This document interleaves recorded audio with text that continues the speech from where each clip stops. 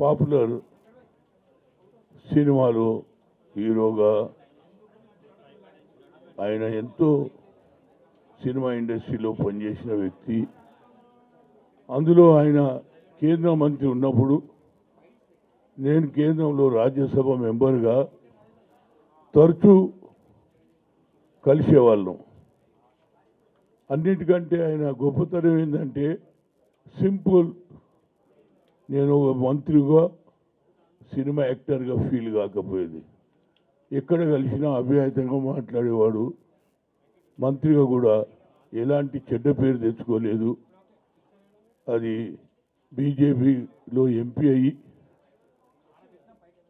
ఆయన మంత్రిగా అయ్యాడు, సినిమా యాక్టర్గా అయ్యాడు. ఎంతోమంది సినిమాలలో కొత్త వాళ్ళకు కూడా అవకాశాలు ఇచ్చాడు. అలాంటి వ్యక్తి చనిపోవడం నిజంగా యాజ్ ఎ ఫ్రెండ్గా నేను బాధపడుతున్నా.